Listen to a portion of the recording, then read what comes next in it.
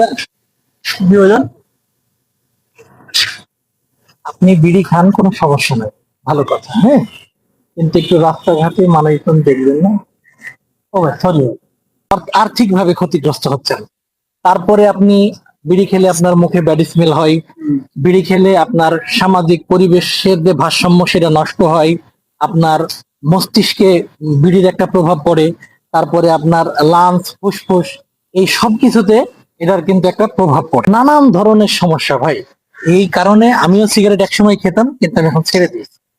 ভাই শুনেন, আমি তো আজকে তো প্রায় 5 থেকে 8 বছর মতন খাচ্ছি, তেমন তো কোনো কিছু মানে হচ্ছে না। এখন আসলে কেন বুঝবো এটা কি কি কেমনি কি হইতেছে? ভাই এটা আপনাকে, যেমন তুষের আগুন আছে না, তুষের আগুন যেমন ধীরে ধীরে সবকিছু পুড়ে শেষ করে ফেলে, তো এটাও আপনাকে ধীরে ধীরে একবারে পুড়িয়ে শেষ করে ফেলছে। এটা আপনার এই 2-4 বছরে কিছু হবে না, এটা আপনার 10 বছর, 20 বছর, 50 বছর। আমার কাছের মানুষ যারা এটার ভুক্তভোগী হয়ে তারা মারা গেছে অবশেষে। ভাই আপনি যদি সম্ভব হয় তাহলে আপনি এটা ভাই ছেড়ে দিয়ে। ভাই আমি তো রাতে কিছু ভাইবা দেখি নাই, আপনি যাবো তো ভাই, আসলে এটা আমার সত্যি ভাই। ঠিক আছে, আসলে আমি খাওয়া দিলাম ভাই। ঠিক আছে ভাই, ধন্যবাদ। ধন্যবাদ। ভালো থাকবেন।